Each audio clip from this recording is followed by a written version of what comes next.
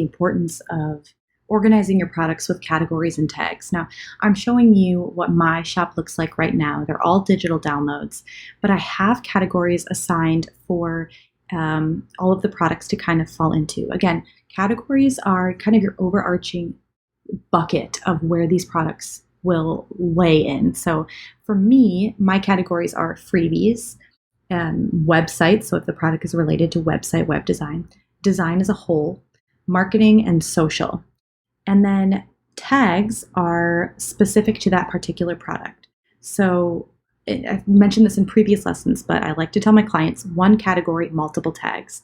Your categories have a lot more restrictions on them, so they need to be 25 characters or fewer, whereas tags must be 80 characters or fewer.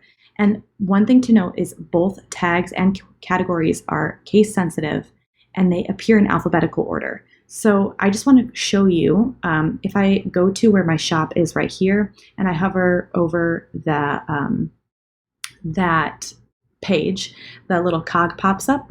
I click that, and if I scroll down to advanced, here I can see where I can manage my categories and manage my tags. So here are all of my categories. I can also go to manage tags and see all of the tags that have been used on products within my shop. And you see as I click on one, it kind of like animates a little bit, and I can click the X and go ahead and delete that, or I can filter through them. So you'll notice if I go in and edit this product right here, I'll have a little modal that pops up. And if I scroll all the way down, I can see what my category is, and I can see what my tags are right here too. And again, I can delete them if I want, if I typed in one wrong thing or anything like that.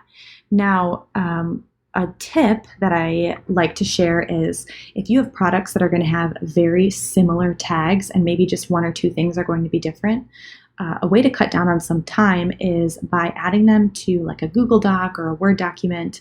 Add these tags and separate them with commas. When you go into the product and you go into add a tag, if I hit this plus sign, it says tags, comma, separate, comma, and then comma separated.